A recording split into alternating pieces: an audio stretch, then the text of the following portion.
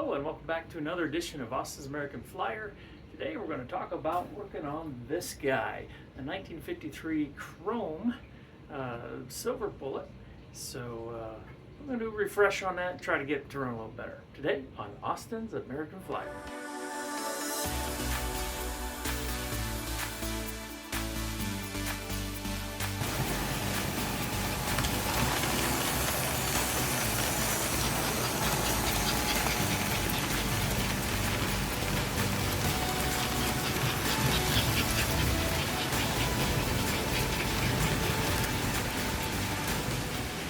Today I want to take a few moments to work on one of my projects, and it is a silver bullet, and it is a 356, so not this one.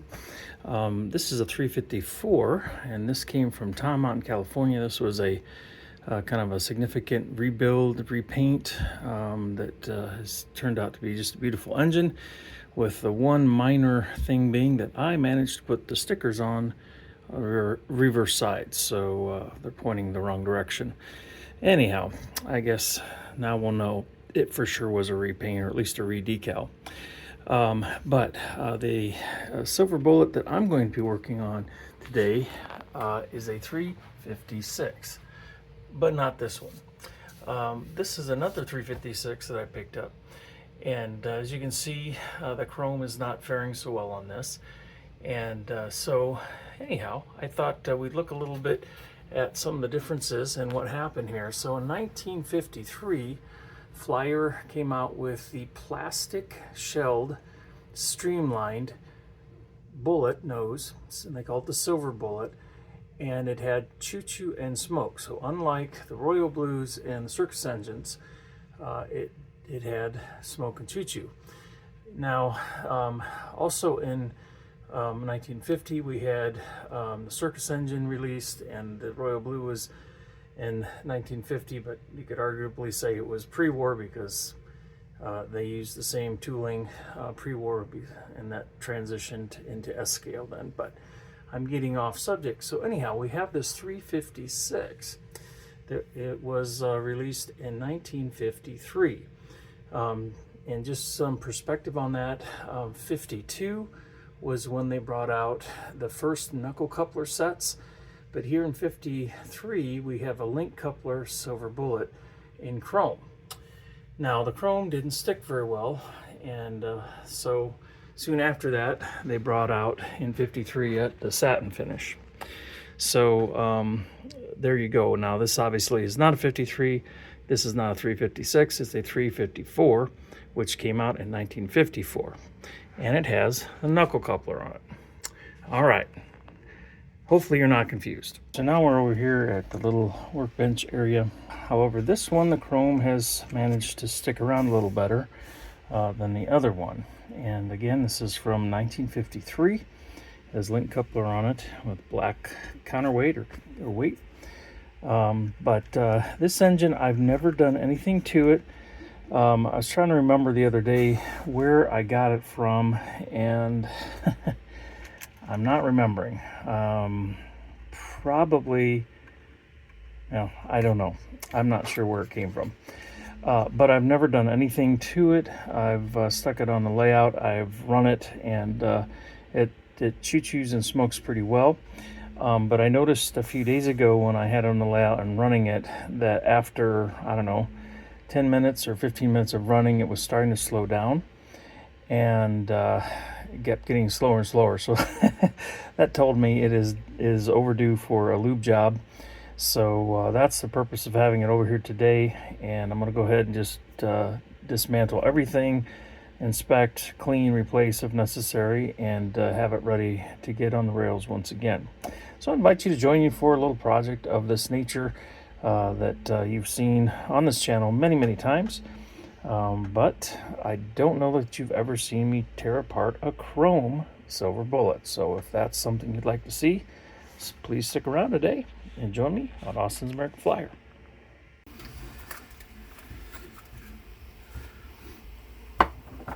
So oftentimes you'll see me kind of do some initial setup and testing to figure out, does the engine run, does it not?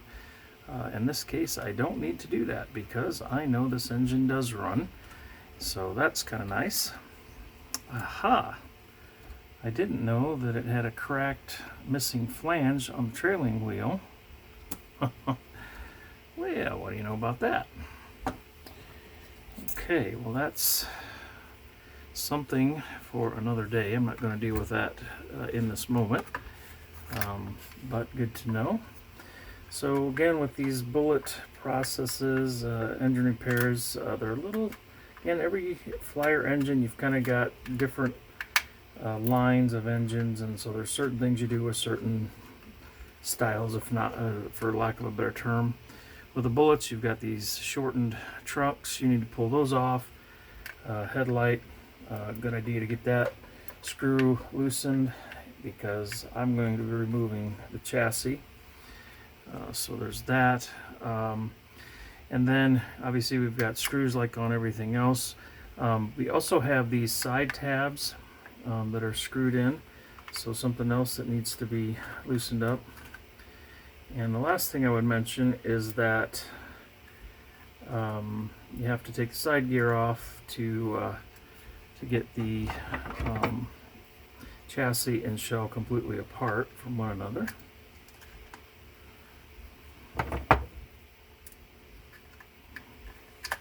Guess I should just remagnetize my screwdriver. There we go.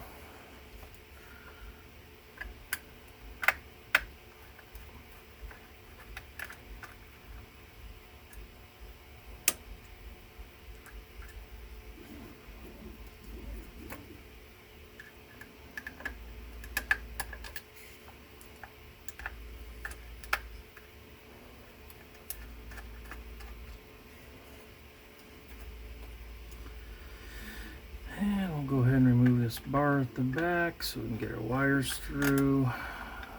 My plan is to probably leave the tender for last. We'll see how quickly this engine goes. My challenge today is I've got a lot of repair projects I'd like to do, and so I'm trying to kind of go quick if I can, and get through as many of them as possible. I really appreciate the opportunity to do repairs for others, and so when I get repairs, those become a priority and my stuff goes to the back of the line, and that's fine. But then it also means my projects tend to just kind of build up and build up and build up until there's a little break in the action, which there happens to be at this juncture.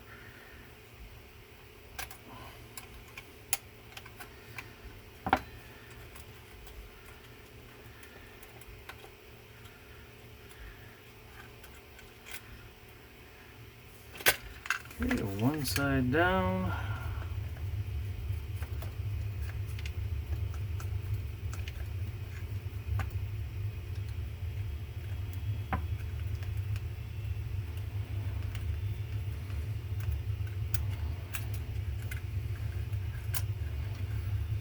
Now we should be free. There we go. All right, so let's see, what do we got in here? Nothing of consequence, note of note. I thought maybe there'd be a date, but there does not seem to be one. I'm pleased to see that there's just really a slight fracture there, hairline there, and a hairline there. But all in all, this shell is in great shape. It's not uncommon for these to be busted up here and up here. In fact, if my schedule goes as planned, we'll be looking at one of those later on that has experienced some sort of trauma in the past.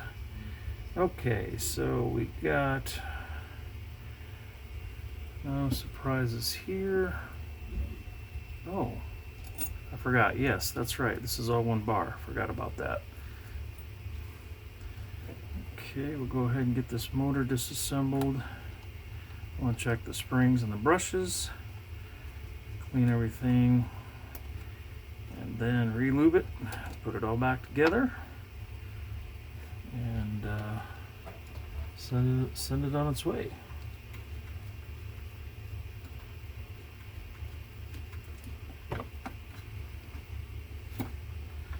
Well, that's encouraging.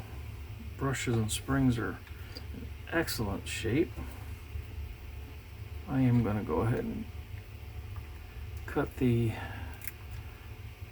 tender shell away, just and make me feel better about some of my jostling around that's going on here, that I'm not going to hopefully knock any more chrome off this poor little guy.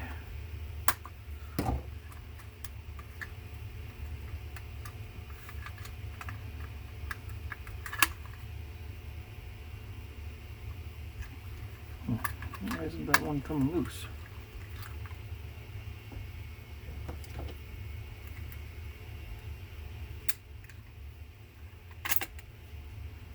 There we go. Not sure what that's all about. Okay, so we got good looking brushes and springs. Got an oil wick. Nothing seems to be very dirty. Bonus, bonus.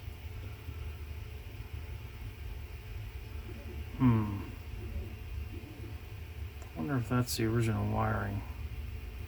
This kind of doesn't look like factory wiring to me.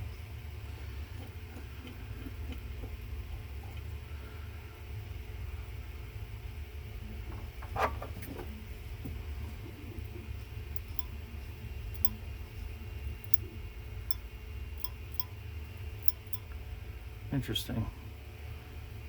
There's just not much wear on this surface here, which is good. I'm curious. It seems like more often than not, the bullet engines just seem to, I don't know why, it just seems like they run without really showing some of the wear signs that you see with some of the other steam engines. And with the Royal Blues, I can understand, there's no choo-choo piston to push against, so that would mean they're just turning the wheels. So I don't know if that's really the reason or not.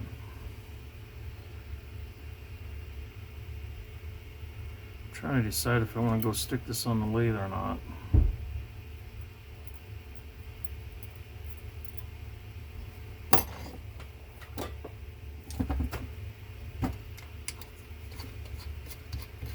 Go ahead and, come on, turn the chuck the right way there. Just kind of curious to see what kind of wobble we get. It's really good, actually. I think the wobble I'm seeing is coming from the chuck on my Chinese-made Dremel, or DeWalt drill here.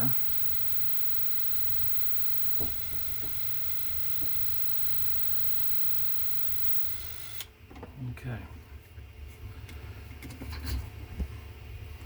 Oh, it's even got the blue wiring in it, so I guess I'm grateful that it's working as well as it is.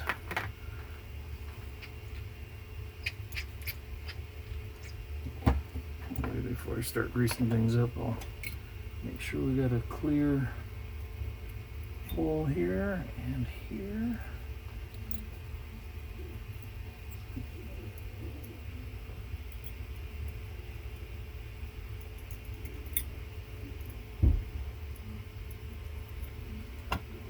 Okay.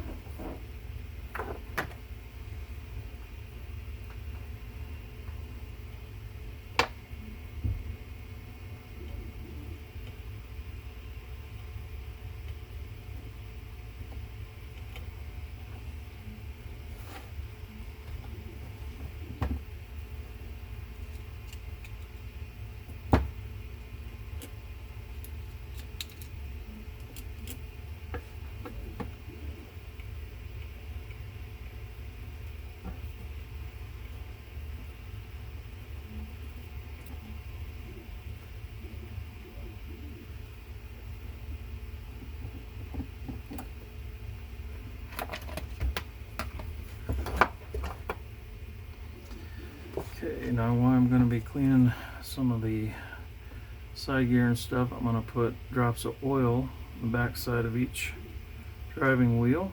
Let that run down to the axle.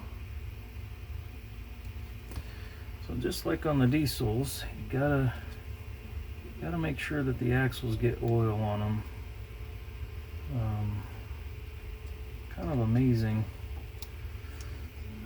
the kind of years these things get run with no lubrication whatsoever. It just is, it's remarkable. It blows my mind when I stop to think about it, because I mean, who does that? You don't go out and take your car and drive it 100,000 miles and never change the oil. Well, if you tried it, it wouldn't get you there.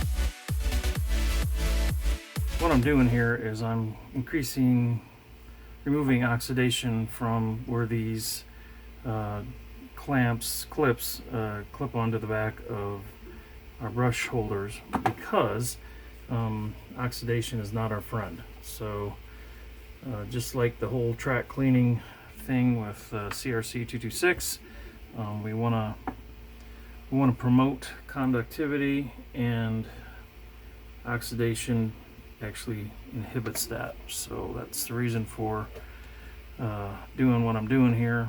Plus, it makes it pretty, you know.